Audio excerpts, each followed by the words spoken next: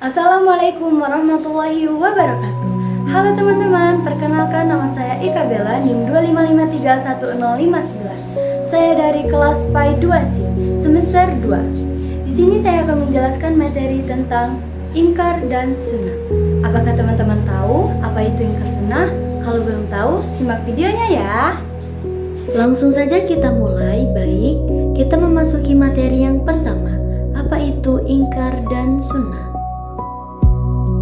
Secara etimologis, kata ingkar sunnah terdiri dari dua kata, yaitu ingkar dan sunnah. Kata ingkar berasal dari kata bahasa Arab, memiliki beberapa arti, diantaranya adalah tidak mengakui dan tidak menerima, baik di lisan dan di hati, bodoh atau tidak, mengetahui sesuatu. Sedangkan kata sunnah secara etimologis bermakna suatu perjalanan, entah baik ataupun buruk. Sedangkan secara terminologi, pengertian tidak dikemukakan oleh beberapa ahli. Pengertian yang pertama yaitu paham yang timbul dalam masyarakat Islam yang menolak hadis dan sunnah sebagai sumber ajaran Islam. Kedua, setelah Al-Quran, yang lainnya yaitu paham yang timbul pada masyarakat Islam atau sebagian minoritas umat Islam yang menolak dasar hukum Islam dari sunnah sahih, baik sunnah praktis atau yang secara formal. Dari kedua pengertian tersebut dapat dipahami bahwa ingkar sunnah adalah paham atau pendapat perorangan atau kelompok yang menolak sunnah Nabi SAW sebagai landasan hukum Islam. Jadi dapat diketahui bahwa ingkar sunnah adalah menolak pada hadis atau sunnah-sunnah Nabi.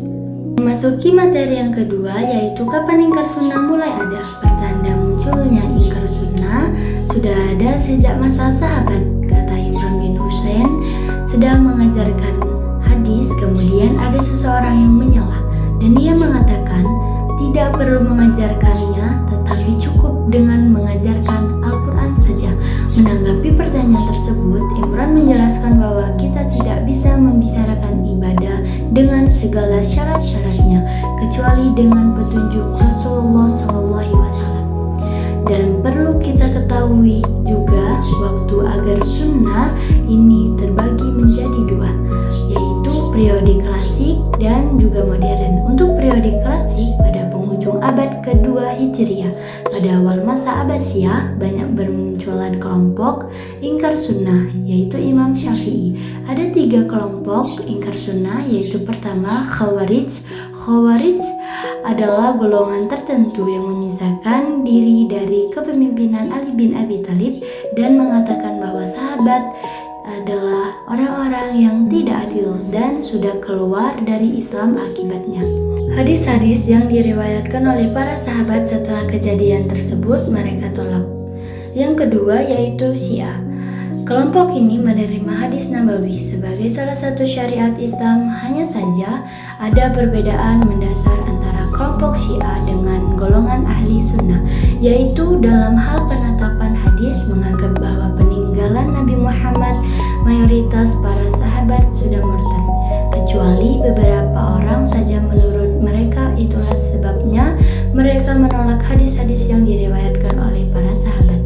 Yang ketiga adalah Mu'tazilah. Kelompok Mu'tazilah menerima sunnah seperti halnya umat Islam, tetapi ada beberapa hadis yang mereka kritik. Apabila hal tersebut berlawanan dengan pemikiran mazhab mereka, hal ini tidak berarti mereka menolak hadis secara keseluruhan, melainkan hanya menerima hadis yang taraf mutawatir saja. Tetapi dapat disimpulkan bahwa golongan yang menolak keseluruhan sunnah Nabi SAW, golongan yang menolak sunnah kecuali bila sunnah memiliki kesamaan dengan petunjuk Al-Quran, dan apabila mereka menolak sunnah yang berstatus ahad dan hanya menerima sunnah yang berstatus mutawatir, hal tersebut menunjukkan bahwa kaum tersebut adalah ingkar sunnah. Selanjutnya pada periode modern, argumen yang mereka keluarkan pada dasarnya tidak berbeda dengan kelompok ingkar sunnah pada periode klasik, hanya saja waktu yang berbeda. Baik, memasuki materi yang ketiga, yaitu siapa saja tokoh ingkar sunnah. Yang pertama pertama ada Taufik Sidki, ia berasal dari Mesir. Ia menolak hadis Nabi Muhammad SAW dan menyatakan bahwa Al-Quran adalah satu-satunya sumber ajaran Islam. Menurutnya, Al-Quran Islam itu adalah Al-Quran itu sendiri. Yang kedua adalah Rashad Khalifah. Ia adalah seorang ingkar sunnah, berasal dari Mesir, kemudian menetap di Amerika. Ia mengakui Al-Quran sebagai satu-satunya sumber ajaran Islam yang berakibat pada penolakannya terhadap hadis Nabi SAW. Yang ketiga adalah Ghulam Ahmad Parvez. Ia berasal dari India. Ia juga pengikut setia Taufik Sidki. Yang keempat yaitu adalah Qasim Ahmad yang berasal dari Malaysia dan seorang pengagum Rashad Khalifah. Beliau menyuruh umat Islam agar meninggalkan hadis Nabi SAW karena menurut penilaiannya hadis Nabi SAW tersebut adalah ajaran-ajaran palsu yang dikaitkannya dengan hadis Nabi SAW yang asli. Yang kelima, kalau tokoh ingkar sunnah yang berasal dari Indonesia adalah Abdul Rahman. Memasuki materi yang keempat, yaitu di mana ingkar sunnah terjadi. Pada periode klasik, ingkar sunnah berada di Irak, Basra, sedangkan pada periode modern terjadi di beberapa tempat.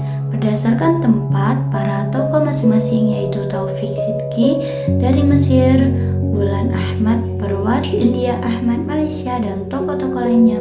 Materi yang kelima yaitu mengapa peristiwa tersebut terjadi sebagai suatu paham atau aliran ingkar sunnah klasik maupun modern memiliki argumen-argumen yang dijadikan sebagai landasan pemikiran, dan mengapa mereka memiliki hal tersebut. Argumen yang mereka kemukakan terbagi menjadi dua, yaitu nakli dan akli. Yang dimaksud dengan argumen nakli tidak hanya berupa ayat-ayat Al-Quran saja, tetapi juga beberapa sunnah atau hadis Nabi. Sedangkan argumen asli dapat dipahami demikian. Pertama, Al-Quran diwahyukan oleh Allah Subhanahu wa Ta'ala kepada Nabi Muhammad dalam bahasa Arab. Orang-orang Arab yang memiliki pengetahuan bahasa Arab mampu memahami Al-Quran secara langsung tanpa bantuan penjelasan dari hadis Nabi. Dengan demikian tidak diperlukan untuk memahami Al-Quran. Yang kedua, tidak percaya pada semua hadis Rasulullah SAW. Menurut mereka, hadis itu karangan Yahudi untuk menghancurkan Islam dari dalam. Nabi Muhammad dalam penjelasan yang ketiga tidak berhak menjelaskan tentang ajaran Al-Quran karena Al-Quran itu sudah sempurna, dan lain-lain lagi mengenai argumentasinya lah. Sebabnya ingkar sunnah ada dengan berdasarkan pada dasar argumen pemikiran tersebut, sehingga mereka sulit untuk sependapat dengan hadis-hadis karena sudah ada Al-Quran yang sifatnya mutawatir menurut mereka. Baik, memasuki materi yang terakhir, yaitu bagaimana ingkar sunnah muncul dan bertahan. Pada awalnya Rasulullah SAW pernah melarang para sahabat menulis sunnah, sehingga mengakibatkan perdebatan akan kebenaran yang tidak dapat disejajarkan dengan Al-Quran. Untuk itu mereka juga memiliki argumen-argumen sendiri yang seperti saya sebutkan sebelumnya, yaitu agama bersifat konkret, dan pasti mereka berpendapat bahwa agama harus dilandaskan pada suatu hal yang pasti. Apabila kita mengambil sunnah, berarti landasan agama itu tidak pasti Al-Quran.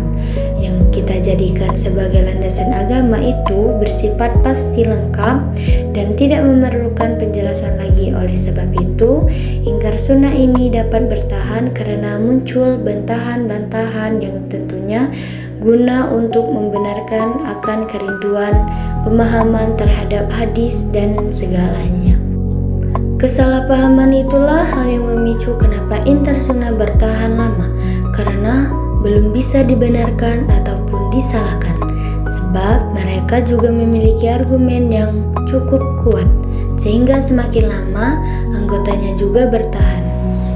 Baiklah, sekian penjelasan materi ingkar sunnah dari saya. Semoga video ini sangat bermanfaat untuk kita semua dan dapat memenuhi tugas mata kuliah Ulumul Hadis. saya.